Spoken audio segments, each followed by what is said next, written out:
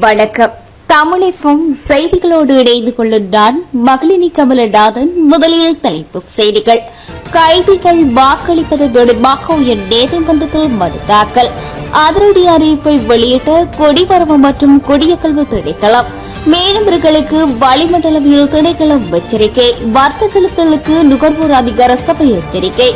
வளிமண்டலவியல் திணைக்களம் விடுத்துள்ள சிவப்பு எச்சரிக்கை. நாடாளுமன்ற உறுப்பினர் திசாத்த நாயக்க பயணித்த வாகன விபத்து. இனி வருவது விரிவான செய்திகள். முதலில் இலங்கை செய்திகள். வடக்கு மாகாண சுகாதாரத்துறையில் காணப்படும் ஆளணி பற்றாக்குறைக்கான தீர்வுகளை வழங்குமாறு சுகாதார அமைச்சரிடம் ஆளுநர் BSM ஜான்ஸ் கோரிக்கை விடுத்துள்ளார். சுகாதாரத்துறை தொடர்பான விசேட கலந்துரையாடல் சுகாதார அமைச்சர் வைத்தியர் ரமேஷ் பத்ரன தலைமையில் நேற்று நடைபெற்ற போதே இவ்வாறு குறிப்பிட்டுள்ளார். சுகாதாரம் மற்றும் கல்வித்துறைகளில் நாட்டின் மிகவும் சிக்கல் வாய்ந்ததாக காணப்படுகிறது.